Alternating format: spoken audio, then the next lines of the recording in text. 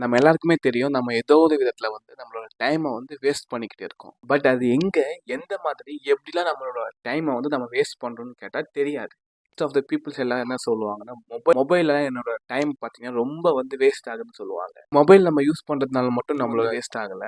நம்ம மத்தவங்கள பத்தி பேசுறதுனாலயும், தேவையே இல்லாத விஷயத்த பண்றதுனாலயும் டைம் வேஸ்ட் ஆகுது. சில பேர் வந்து பார்த்தீங்கன்னா, அவங்களோட டைம வந்து இம்பார்ட்டன்ட்டா ஃபீல் பண்ணி, உங்ககிட்ட அவங்களோட ஒர்க்க குடுக்கும்போது, ஈஸியா வந்து நீங்க வந்து அத அக்செப்ட் பண்ணிப்பீங்க. நோ சொல்ல முடியாம.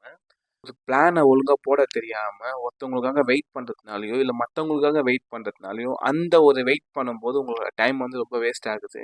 எல்லாருக்கும் மூவி பார்க்கறது பிடிக்கும். ஆனா, அந்த மூவி பார்க்கறத வந்து ஒரு லேர்னிங்கா பார்க்காம, ஜஸ்ட் ஒரு மூவியா பார்க்கும்போது, ஒரு என்டர்டெயின்மெண்ட்டா பார்க்கும்போது, அதுலயுமே நம்மளோட டைம் வந்து ரொம்ப வேஸ்ட் ஆகுது.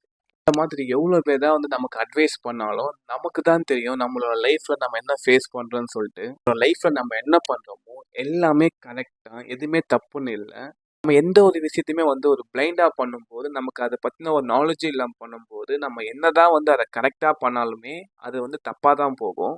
நீங்க என்ன பண்ணணும்னு நெனைக்கிறீங்க? உங்களுக்கு என்ன அண்டர்ஸ்டாண்ட் ஆகுதோ, அத வந்து பண்ணுங்க. உங்களுக்கு எப்ப என்ன தெரியணுமோ, அது ஆட்டோமேட்டிக்கா யார் மூலியமா ஆச்சு, இல்ல எது மூலியமாவாச்சு உங்களுக்கு கரெக்ட்டான டைம்ல எல்லாமே தெரிய வரும். இந்த ஒரு விஷயம் பண்றதுக்குமே ஏஜ் வந்து ஒரு மேட்டரே இல்ல. எனக்கு வந்து ஏஜ் ஆயிடுச்சு, என்னால பண்ண முடியுமான்னு யோசிக்காதீங்க எதையுமே. இன்ஃபேக்ட் நம்ம தான் அத பத்தி யோசிப்போம். நமக்கு வந்து இப்படி ஆயிடுச்சு, நம்ம இப்படி பேசுறோமே, நமக்கு இவ்ளோ ஏஜ் ஆயிடுச்சுன்னு நம்ம தான் தேவையே இல்லாம யோசிப்போம்.